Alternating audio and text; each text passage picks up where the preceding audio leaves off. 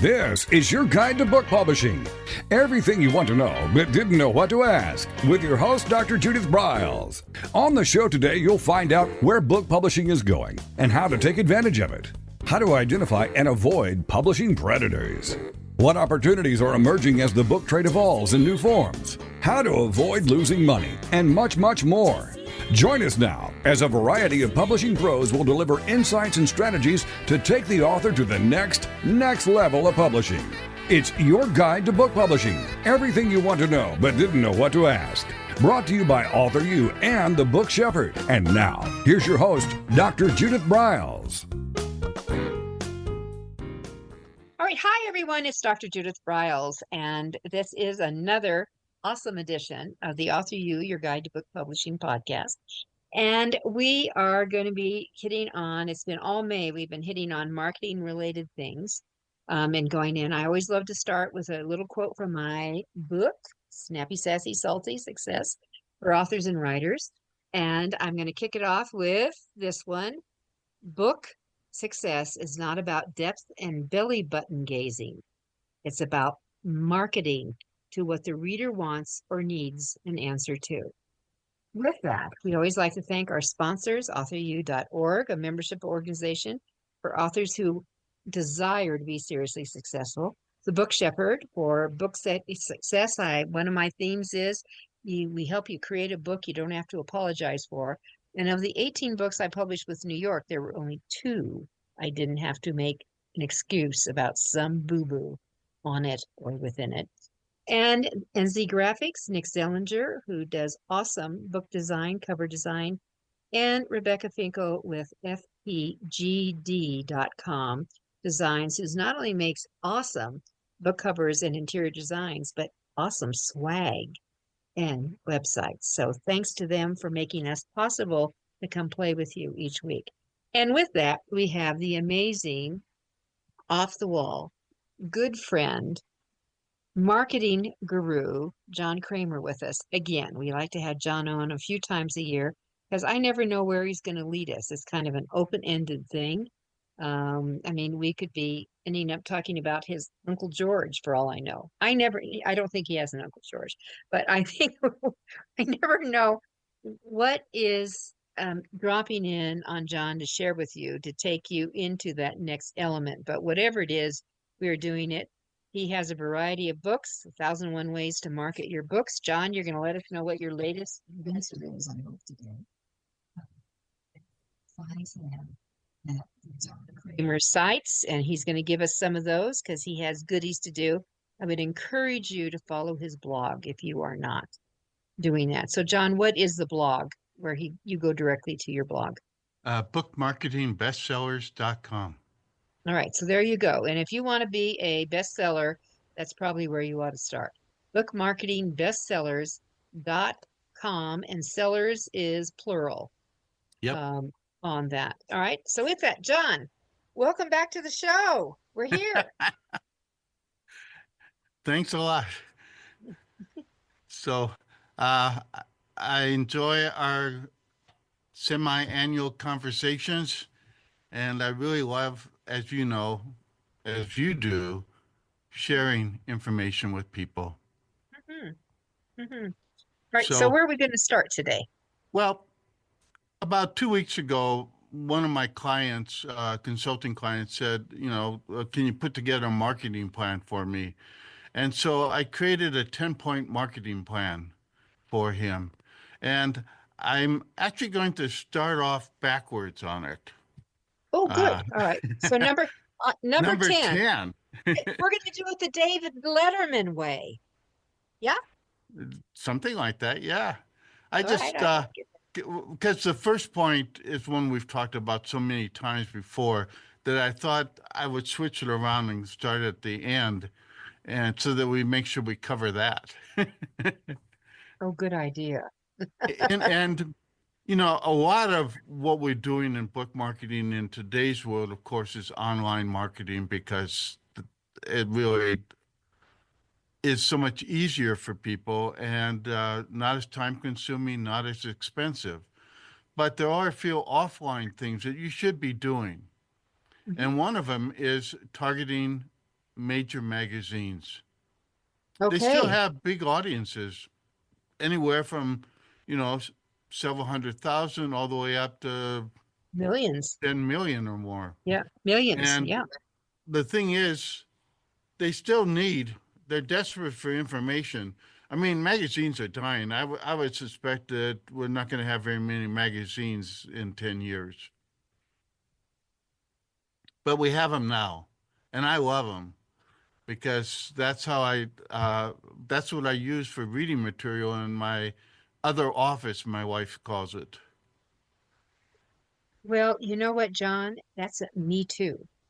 I like magazines. I like to sit down and just and actually I'm ready to actually rip out from some of them. You know, there's online magazines. I actually like magazines, I do where I too, can because I get do paper. like to rip them out. Yeah, that's what I do. That's what I do. And actually, here's a stack of ripped out magazines right now. I'm proud of you. I do that. That you know, I have to control myself when I'm in offices, and sometimes they have magazines out, and I'm in the waiting area, and I'm going through, and I'm going, can I quietly tear this out? Yeah, Like, rip that out would that be one really. page. I, I have done that. I've been tempted to do it too. Um, so, but anyway, you should target at least one major magazine that reaches out to the audience you want to reach out to. And actually, I would target 10 Target magazines. 10, right? Can But, but, I'm gonna, you know, in yeah, my own experience with working with authors, if I get them to do one, I'm lucky.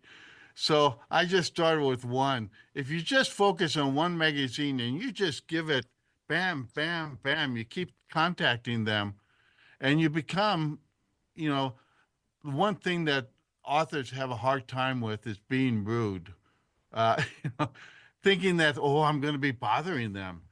But, oh you no. know, if you've got a good story and they should be paying attention to it, and you know it's a good story because you read the magazine, you know what kind of stories they do, and you have a story that matches what they like to do, they should be responding to you. All right. So do you have a hit list of who's on your top 10? Top 10 magazines? Yeah. Well, no, it depends on your subject. Okay. All right. So, but there, for example, if I was a business book, on my hit list would be Inc. and Forbes immediately. Right. You know, I Absolutely. mean, it could be Business 2.0. You could add on Newsweek, which is going to be harder on. But, you know, one of the times I did that, John, I actually ended up on the cover of Newsweek in a caricature. They were interviewing it as a business thing, and they had four of us on there. And I remember following up with they gave me the name of the cover guy was identified, and I actually contacted him and I said, hey, is there any chance I could do the animation you did of me? And he said, no one has ever asked me. And he said, yes, you can. So, And obviously, for me, Forbes is the top business yeah, magazine, yep, and absolutely. that would be the one I would reach out to for sure. Right. So I'm going to tell you that all of you, I think this is a great idea. I think I would move this into my top five, but I would do this. And remember, it's a good idea to pick up a copy of the magazine so you can look at it, so you know what you're doing. If you know anything about Forbes, most of their articles are like 2 pages. And one of my colleagues used to write for them, and they were designed for bathroom reads. That was Forbes' MO. It's a bathroom read short. So whatever you're going to, pitch towards them, 2 pages. And that's true for all the magazines. And quite honestly, if you're writing about a subject, you should be reading the magazines that are targeting your audience anyway. So you should Mhm. have experience with them. You should be subscribing them or buying them in the newsstand, things like that. So you have a familiarity with them. And the chances are you're going to find some good content to put in your book by Yeah, reading the absolutely. magazines. Well, also, I subscribe to Forbes and Inc. actually, and And I get the you know, and I look very quickly online. I'm looking for stuff because I get ideas for blogs really fast, just Right. sometimes by a headline. Right. Or just a quote or a line in a story that says, "Wow, that's an interesting idea." And Mhm. so, I like that. I also do, of course, online watching people's podcasts and newsletters and so on, Mhm. and that's valuable too. And we'll talk about that a little bit later in another point. But Yeah. I really think you should be targeting magazines. A lot of writers, they say, well, I want to get in my local newspaper or I want to get in New York Times. Well, the odds of getting in New York Times, It's- Washington Post, LA Times, really, yeah. really small, Very. unless you're a local author or you're a national author. Mhm. But magazines, they target a specific audience. And if you're writing for that audience, it's a natural fit. So I really encourage you to target magazines over newspapers. Okay, so I'm going to do an add to that. If you are an expert in a certain area, what are the associations out there that cater to that membership? Most of them have magazines, and contacting them, that would be my, my sub 10 here. That I have done. I You can't do this. It's my list. Yeah, well, I'm gonna add to it, John. Don't forget and associate magazines, because here's the other deal. If they pick it up, if they have an annual meeting or anything, guess who might be invited to be a speaker? And guess, if you're a speaker, let me tell you, this is how I sold 1 million books, is by speaking at associations. So, Well, as long as we're talking about that, we'll go jump to point 8. oh, okay. So point eight, and are we coming back to nine? I can hardly We'll wait. come back to 9, but point 8 is to speak. And Okay. the best thing is to speak at live events, conventions, whatever, wherever you have a live audience. It can be incredibly impactful, and you can really move a lot of people to be interested in what you have Yep. to offer. Because once they hear you speak, and if they like what you're talking about, they're going to be an evangelist for you in a way that they wouldn't be if they simply read your book. Mhm. And so I really encourage you to get out there and speak. And I know a lot of authors who are, wallflowers, whatever you want to call them. But the thing is, you got to get out there and you got to bite the bullet in a sense and get out there and speak. Mhm. Because I was that way when I first started off. Butterflies, the whole thing, worried about what I was going to say and so on and so forth. But lately, if somebody's introducing me, I push them off the stage because I want to get to my talk. Because I really enjoy speaking. I really enjoy interacting with a live audience and Mhm. not only giving a presentation but taking questions and interacting on that level. And I always learn more speaking at conventions than I ever give out because Mhm. I'm always quizzing everybody that I meet at those conventions or events or whatever they might be. So I really encourage you to get out there and speak. It's really I would say that probably 90% of all business bestsellers and self-help bestsellers were generated that way by people going out and speaking. Mhm. No question. No question. That was my experience for sure. Yeah. Oh, yeah. And it really makes a difference. And it's really part of that is just your job as an author or as a marketer is to create evangelists, um, people that will come out, will advocate for what you're doing. And that's something that you do better live. Now, yes, Yeah. you can do the online thing like we're doing here. And, yeah, I'm giving, in a sense, a speech and so on, but it's not quite the same as live. It's It's not not the that you same. shouldn't do it, because you No, should. no. But there's a difference thing. Number one, when you connect, I mean, we had it kind of down to a formula. We know that no matter where I was speaking, if there was, it was audience of 500. we knew that we would sell at least 150 books, at least.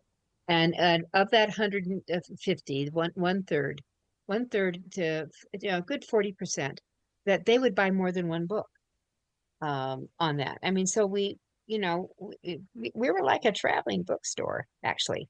Um, and going out there, and it does make a huge difference. You're right. It's that interaction, it's that live, it's just being present. And I just want to say this as a speaker, do not be a swooper. Do not swoop in and give your talk, even though it could be just off the wall, unbelievably great, and then split. Because people want to interact with you. Right. They want that opportunity. And that's way not only will you sell more books, but also you'll get more speaking gigs. Absolutely. In fact, you get a lot of them just from referrals. When you do one convention or one talk, Mhm. somebody comes up and says, "I'd love to have you speak at my event, my convention, whatever it might be." And that's really where the word of mouth starts to go. Mhm. And books sell by word of mouth. Mhm. And being there live, selling books this way, being there live, people will pick it up and take it with you. The problem with the Zoom cathedral, or any other, whether it's WebEx, I don't care what it is, that they're maybe their intentionality is, oh yeah, I want to get their book. But boy, when the meeting's over, it's gone, they're gone. Okay, now, oh, another call's coming in, and you're waylaid. It's very hard. Right. And it's just not quite the same thing, in a Zoom meeting or something like that. I really love having the interaction with the people that are there. Mhm. And but I really like it live. And when I spoke Me too. at your events, I was always Yeah, there for a few days. I wanted to sit in and absolutely. I Me wanted to too. steal people's ideas. Borrow And them. and I got great ideas from people at your events Mhm. always. Mhm. And that's I know. true wherever I went. And so it really can make a difference. And I'll give you one example. Okay, I'm going blank on the guy's name right now. The 4 Hour Work Week. Oh, Tim Ferriss. Yeah. Anyway, he promoted his book. He spent a year before his book was published just attending live internet marketing conferences. And he wasn't even a speaker. He was just going there to pick people's brains and so on and get to know people and take them out to lunch, buy them drinks, whatever, so that he got to know one of his prime audiences because internet marketers, they love 4 hour work weeks. So they were a natural audience for him. So him talking to them about his book, when he was ready to launch his book, he had, I think, somewhere around 50 or 100 internet marketers that were going to do a webinar with him to hit their audience. And so he was already a bestseller before national TV picked up on him and said, we got to interview this guy because he's obviously drawn a big audience. But he started by being, can I be of service? What can I do for you? So he took him out to dinner, drinks, or whatever, and he asked how he could help them. And from that basis, he built friendships, partnerships, relationships that became something more. Hmm. And it helped propel all his books It and does. activities and things. Yeah, it's a setup. I think that one of the big problems, I don't know if this is on your list at all because you didn't share me your list, but that it's you've got to avoid the RTP, the rush to publish. It does take time to do setup and get it prepped and get it going and to expect the unexpected in the process, because I'm going to guarantee it's going to happen with you. But the rushing to publish, I think, is almost the kiss to death for any book. So Yeah. that my two bits. All right. So So number number 8. nine, Oh yes, I'm ready. I'm writing down number 9. and that's to target one major national TV show. TV Okay. is still the big kahuna in terms of media. You know, a lot of people watch it, a lot of people pay attention to it. TV can still create bestsellers. They can still help sell a lot of books. Um, it's tougher to get on TV now, I think, than maybe it was even 10 years ago or 5 years ago, but I think so. it's still worthwhile. And I would target at least one major national TV show. And again, same thing, bang, bang, bang. You keep knocking on their door, present a different idea, do whatever you need to do. They want to know two things. One is, do you have a good idea? Is this something that will interest our audience? And two, are you presentable? Or can you communicate? Yeah. And they want to know that. And that means you have to be ready with what in TV world, sound bites is everything. It You is know, sound bites those now. clever Yeah. little lines that people will walk away with and remember. It's the same with speaking, which we just talked about. If you create memorable lines or tell memorable stories, people will share your speech. They will share what you share on a national TV show. Mhm. And the worst thing you can do on any appearance like that is to say, well, it's in my book. Oh You yeah. should you Oh should give, you know, mm, yeah. I'm not That's afraid to give away that. the entire dang book if I need to, he- uh, he- because people will still buy it. They still want a piece of you. yeah. So you should never be afraid to share what's in your book, especially if you've got a great soundbite that goes along with it. And that really can make a difference with national TV. And I target at least one, but again, I like the number 10. So if I'm doing it, I'm doing targeting 10 shows. And We're that okay. means at So least once a our week top they're hearing from me. so a top 10 list is going to have 10 things in each. 10 things you're Yeah. going to do repetitious. You know what you're saying, John. The smartest thing, the wisest deal to don't say it's in my book or in chapter 7. No, tell me what it is in chapter Yeah. 7. I was on Phil Donahue's show several times. I loved Phil Donahue.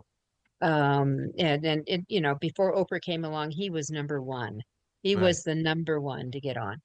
And the producer said to me, trust Phil. Don't don't say the name of your book. Don't repeat the title. We're here for you to share information about your topic. And she said, if you do that, you will not be invited back. Bluntly, the hook will come out. Uh, and I remember one of the best times I did his show about 5 or 6 times, and on different books because every time I had a new book they invited me back, and that on my dicey topic book on why women undermine women, they had a panel. It was really controversial, and Phil came up and he said, "Would you stay? Can you stay after the show? My audience just wants to talk to you. I want everyone else, everyone's gone, but can you just stay here to talk with my audience?" That was cool.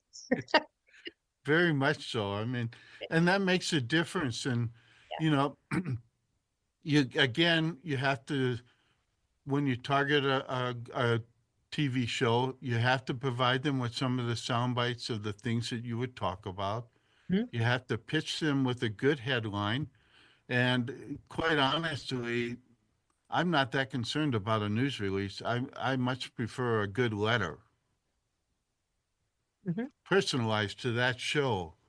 Yep. Uh, and it's so much worth it to spend a little time to actually do it right, and then to try to blast off to 2,000 TV shows and expect some sort of response. I don't know if there's even 2,000 TV shows out there. Might not be, but you know what? You need to watch a couple of their shows. I'm just going to tell Yes, you all that. You need to see how it's structured. And when we would do the pitching, we never did it with a PR person. We actually designed a show, suggesting a show, the topic that right. here are other guests that you know that would be included. it was great. Yes, if you do the work for them, the producers Yeah, are much more likely they to love want to you. work with you, not just then, but in the future. Hmm. And that's part of it because TV shows, I think especially, feel like they're of service to their audience. And it's like you said, if you're trying to advertise your book and show it and talk about it, that's not service in their mind. But if you Hmm. provide great content, they'll do the job of telling people about your book. Hmm. Hmm. And there's just so many things you can do here. I mean, I that's what I did a lot. That's how I ended up on 1,500 shows. But that is what you do, and they do you bring you back, and there is almost a hierarchy, So if you're talking about the top morning shows, that would be today, that would be GMA, and your whatever CBS calls their show. But then you've got CNNs, and you've got Fox and Friends, and you've got all those, and you're figuring out your pitch. And John, you're already starting me. I'm gonna do a pitch for I'm gonna try to tie in publishing with AI. Does it make sense? And I had a whole thing understanding what the difference between AI generated versus AI assisted was, and eyeing that. And I don't know if you've noticed, but with all the AI, there is a template that AI comes out with recommending how to lay out a book and how to do a book, and it's all looks the same. Very interesting. So how do you, if you're going to be the creative, how do you differentiate yourself from that out there Yeah. that can create a book in a day? All right. So, number 7 is to create an email newsletter. If you don't have one, you should have one. Mm-hmm. Yep. And you should try to get wherever you are, that's one of your goals is to have people sign up for your newsletter. Mm-hmm. But then you have to be consistent with your newsletter, which I'm terrible at, but you're great at. I am. And I I am. really admire that part of what you do because you're incredible in terms of your consistency with what you do in terms of marketing. Thank you.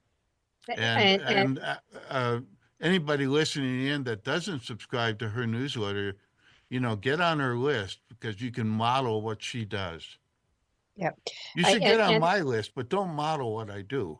No, consistent. I think consistency is really relevant, and I have a consistency to how actually it goes. I always I always share a tool for authors. My newsletter is for authors and writers.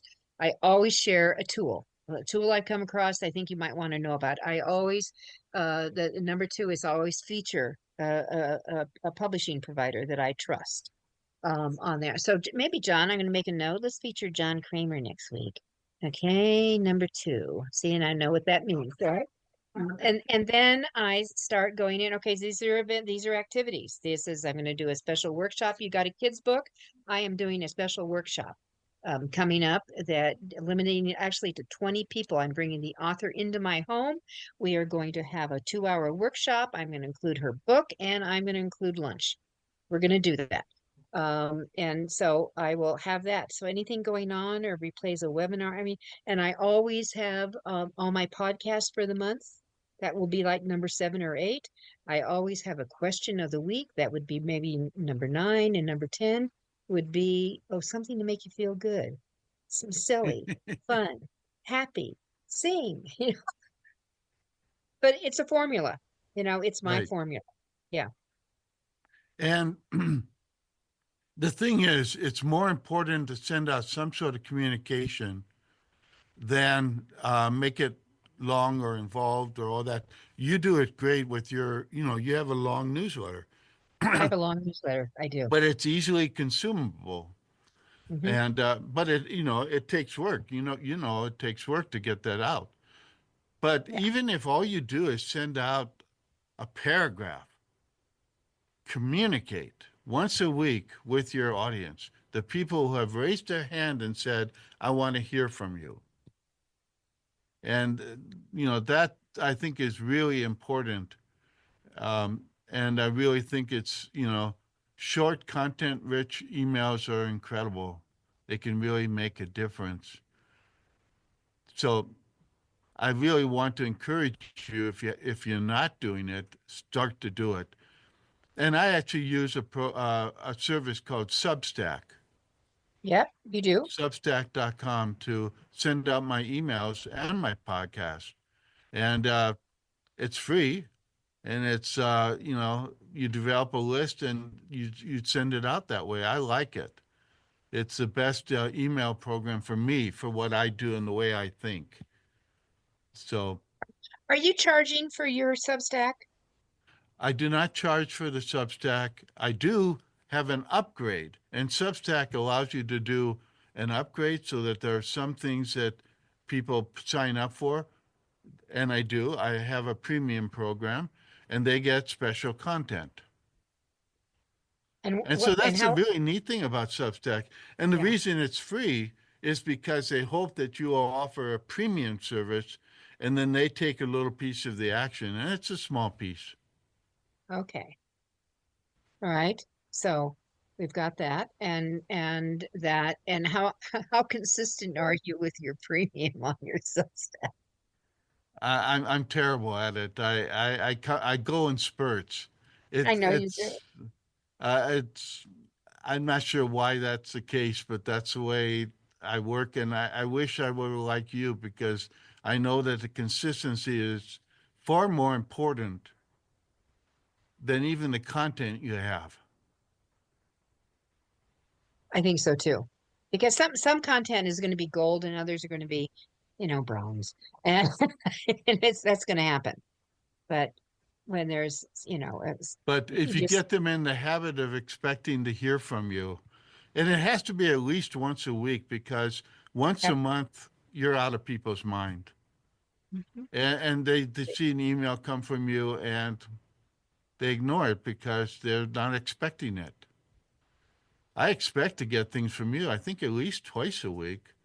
Yeah, you get a blog every Tuesday. You get the newsletter on literally we do have a formula.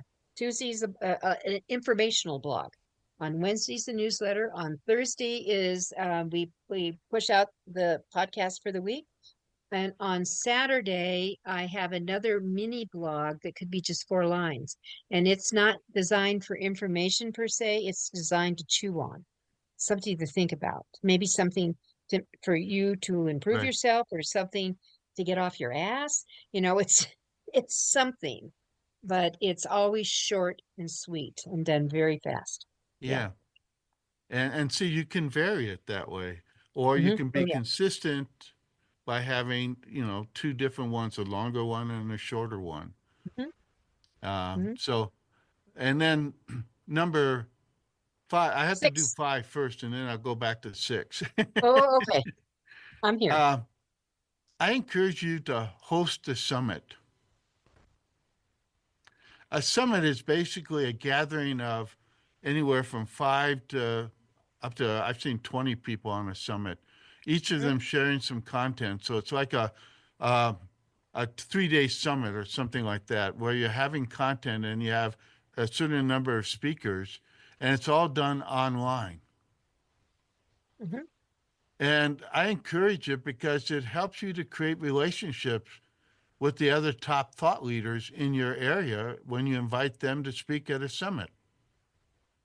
You give it a great name. And I've seen summits on almost all subjects, so I don't think it's something you can't do. But the great part of it, it's twofold. One is a summit, everybody that's going to be speaking at the summit is asked to promote the summit.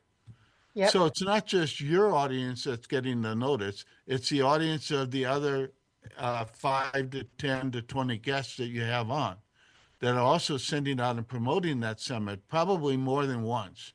Ideally, 2 to 3 times, maybe even up to 5 or 10 times.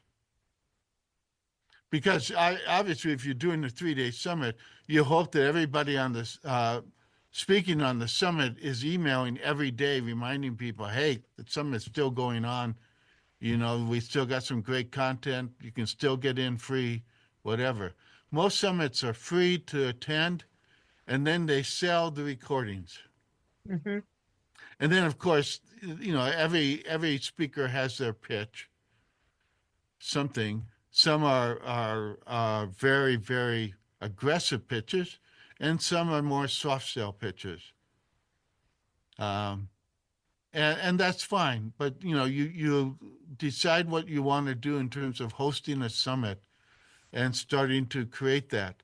Now you might go to point number 6, and that is to participate in other people's summits.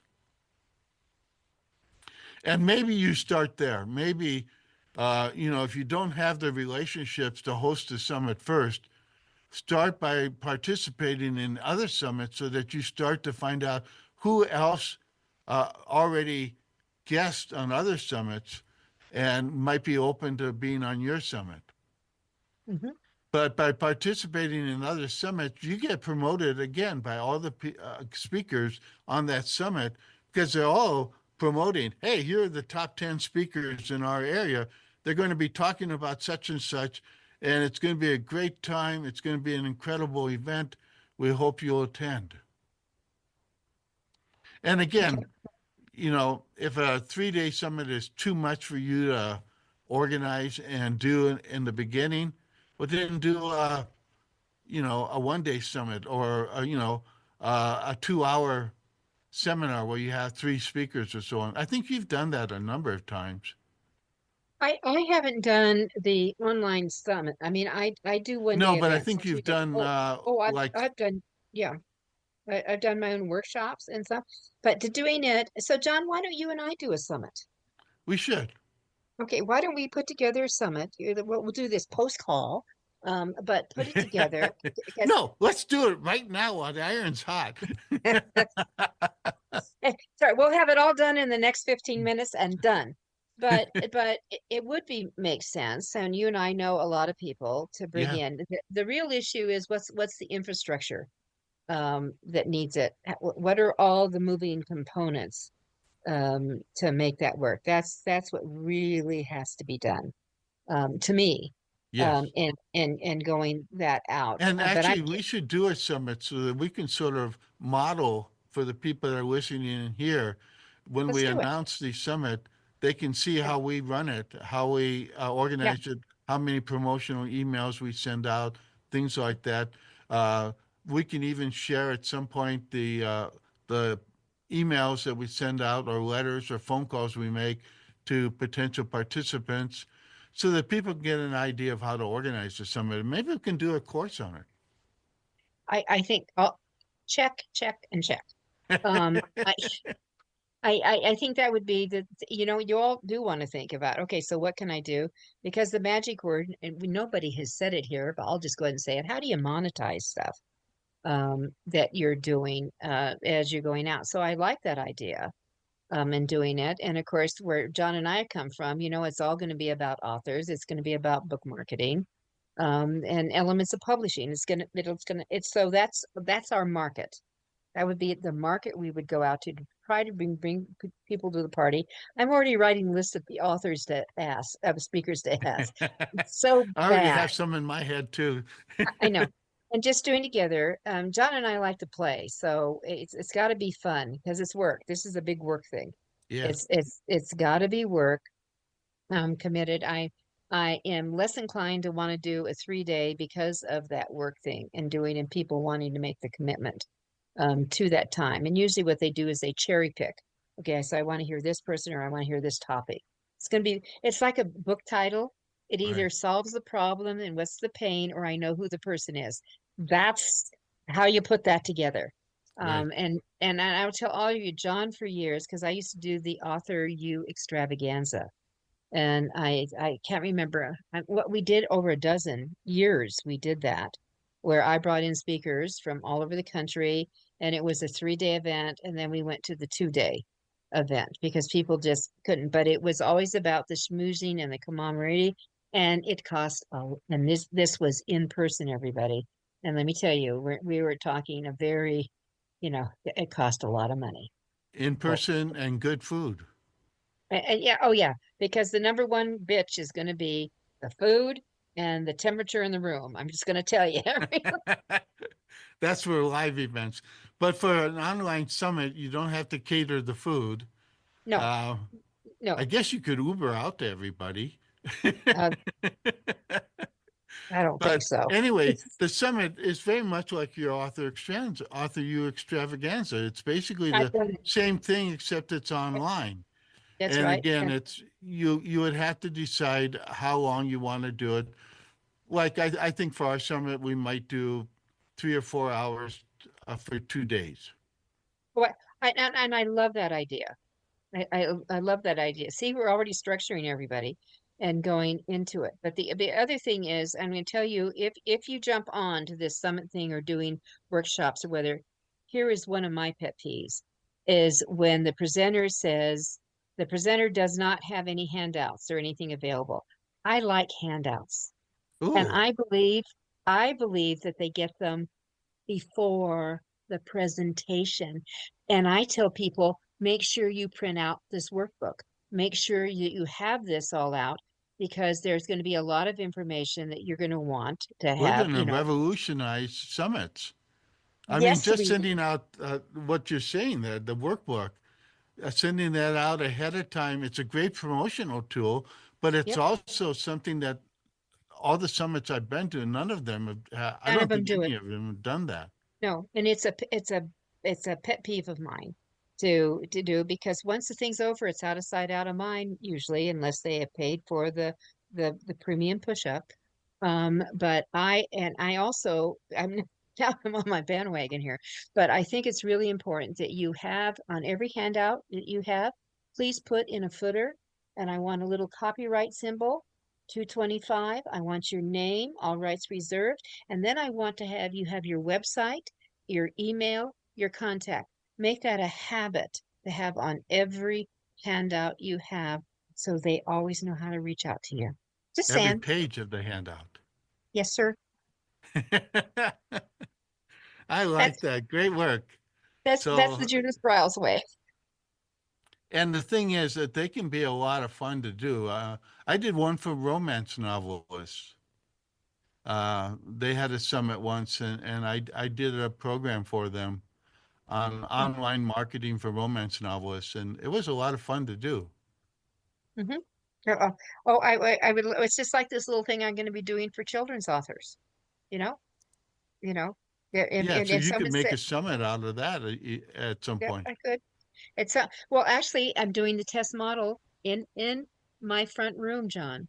In my front room, I'm limiting it to 20 people. We're going to go through. I am studying what's going on and doing it, and then come back to turn it into a more extensive so we can go global. People said, "Are you going to record it?" And I said, "No, I'm not. You either show up, you either sign up and you show up. There's 20 seats. That's it. No, and then you're online, you can record. But no, I'm not going to go in. I don't want to have to worry about I don't want to worry about that. I just want to be focused and pay attention to the 20 people and my Right. speaker. That's what I'm Yeah. going to do. Yeah. Okay, All right. so I'm that was excited. 6 and 5. Yeah, and we have a new business we're starting, John. Okay, number 4. And point number 4 is social share great content.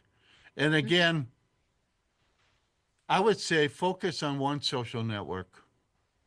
It doesn't mean you Mhm. can't do multiple, and I recommend you do multiple, Mhm. but I think you should focus on one. So pick a primary, as you're saying. Yes.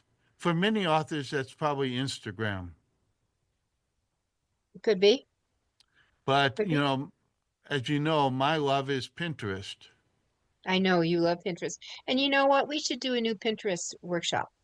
We haven't done a webinar on Pinterest in a long time. Yeah. So let's So go we back can and do revisit something it. like that. Yeah. All right. All right. I'm Uh, starring it. We'll but set it up. again, the thing here with the social network is a consistency, Hmm. doing it, and the thing is with different programs you can set it up once and it will tweet out multiple times. It will post to Instagram, things like that. I think you use some program, don't you? For I Twitter, do. Twitter at Yeah. least? I X. oh what's Twitter X. Because I still have 65,000 followers there, but with that said, between my 3 little platforms. But I think that it's important to have a CRM, all of you. So let's just add that under John's number 4. CRM is known for as a customer relations manager, and that could be a Hootsuite, it could be a Buffer, it could be a Later, it could be a Planoly, it could be a Publer. I mean, there's a gazillion of them out there. You find out Right. what works for you, but they Yeah. will allow you to post something and then hang it out to multiples. And when I'm doing campaigns, it's out to multiples all at once. And you do that for every episode of this podcast. Absolutely. Absolutely. And like, John and I are going to picture, I think my picture I'm using this year is I'm lifting a weight. We're going to help you lift your, publishing marketing weight. And John's picture, and it'll go out and the, top 10 marketing strategies. And that will go out, and I will send it to my entire email list on Thursday. And then it starts going out social media. So, Yeah. yep, that's the goal here. And so social media is still valuable. People pay attention to it. In fact, some people live on it. And No, it's don't. a tool. Find the one that you like the best. Yeah. Obviously, X is very political. So, that's one thing I love about Pinterest. It's not political. It's self-help. It's people sharing things that hmm they love. hmm And so that's why I like that. But Instagram is sort of like that. And for a lot of people, it's a little bit easier to use. I'm not sure why. Uh, I like Pinterest because it includes links on every post. Um, so, you decide how you want to do it. Facebook, I think you should be on Facebook. You maybe should have a Facebook group or a Facebook page, um, those kinds of things. But again, you have to decide where you want to spend your time. Again, we all have limited time. So that's why I say focus on at least one social network. Well, yes, but and then I don't know what his number 3 and 2 and 1 is, but because inquiring minds want to know that it's important to. I do a lot. I have a lot. I have anywhere from 10 plus up social media posts a day, every freaking day. And do I post them all? Absolutely not. Do I post maybe 5% of them? Maybe. I have help. So, John, do you have get a VA on your list? I don't, but Okay. it's a good So idea. let's put this under, this is a 4A. Get help. Get a virtual assistant Get uh, help. that can help you, especially if there are things that you don't like doing and somebody else likes doing and does well. That's what a virtual assistant is somebody that likes doing something specific and does it well. That's right. And they're consistent. Yes, because you're paying them to be consistent. They have to be consistent. But yes, I actually have 3 VAs who work for me. That's how I do all I do. Okay. Okay. Point number All right. So I'm ready 3 for number 3. Yeah. is make short videos and post them to YouTube, Rumble, Yes. Vimeo, TikTok. And then, of course, you can do it to Instagram and Facebook and so on, Twitter. They all can take short videos. Almost everywhere now. It's Yeah, very interesting. And the short, when YouTube came out with shorts, as they're known as shorts. And when they dropped, I all my videos on YouTube, I have like close to 200 of them there, or like 3 minutes. Okay, bring it in 3 minutes. Now the shorts are under a minute. So it's edit, edit, edit. But those are those nuggets that you have or insights. right.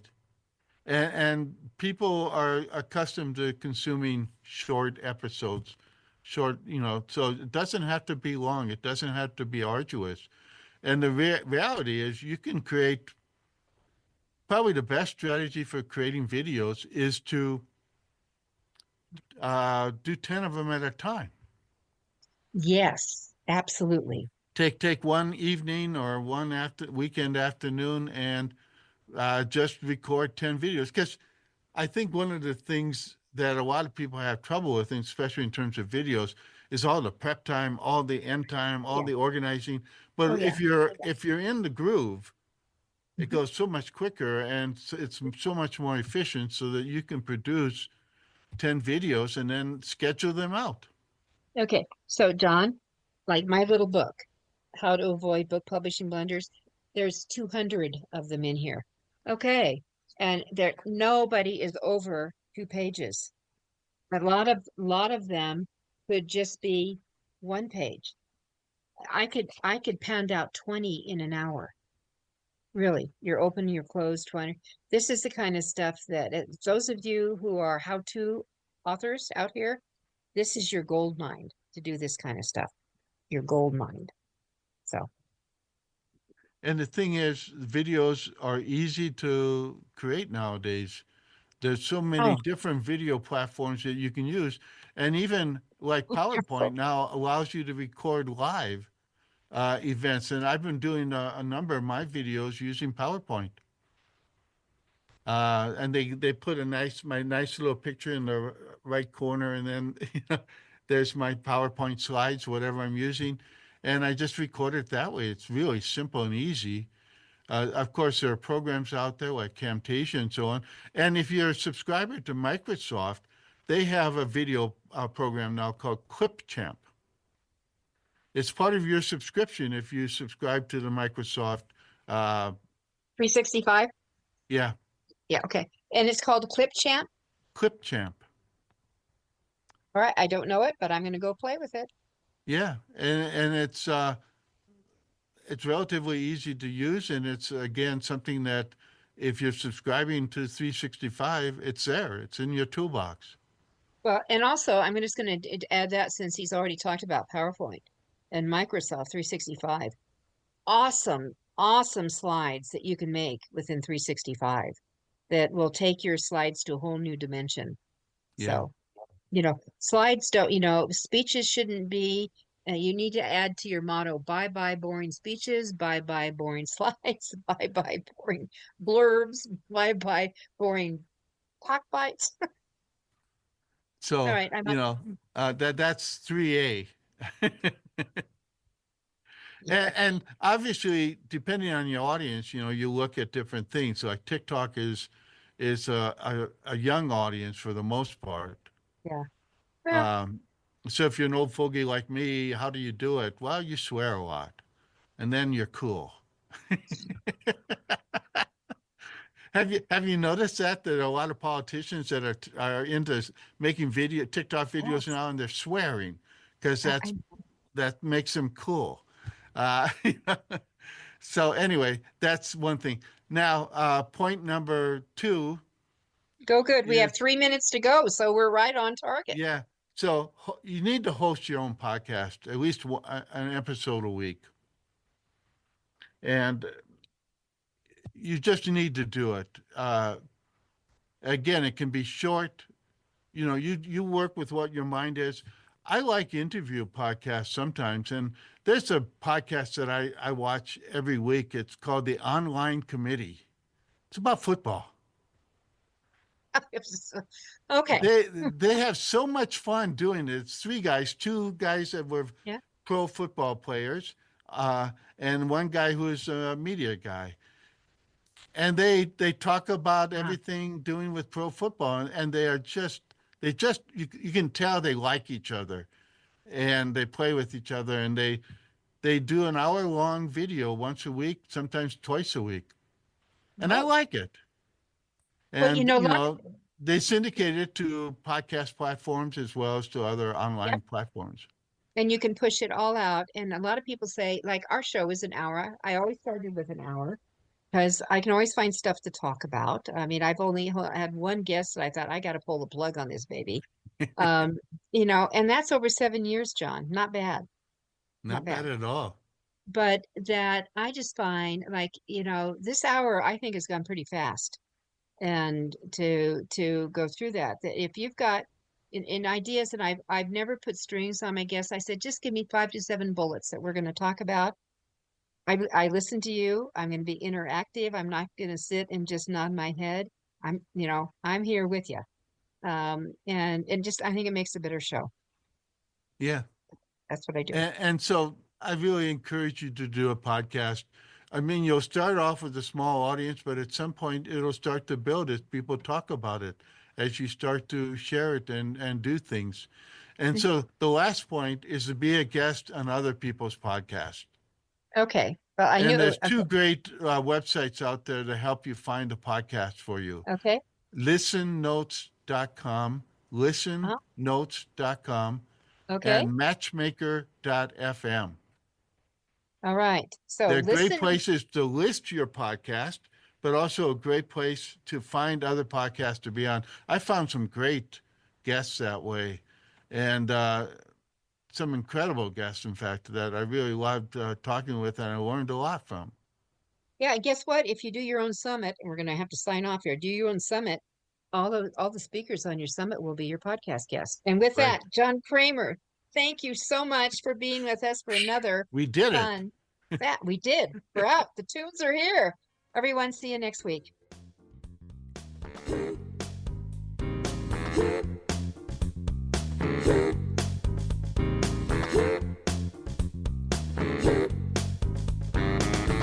Thank you for being a part of Your Guide to Book Publishing. Everything you want to know but didn't know what to ask. With your host, Dr. Judith Briles. Each week, a variety of publishing pros will deliver insights and strategies to take you, the author, to the next level. You'll learn tips and secrets on how to create, strategize, develop, publish, and achieve book publishing success by making one very simple change in your book's journey. How to avoid the publishing predators. How to create an author and book platform that rocks. Learn how to make a living with your words and your books. Learn how to publish a book that has no regrets, and so much more.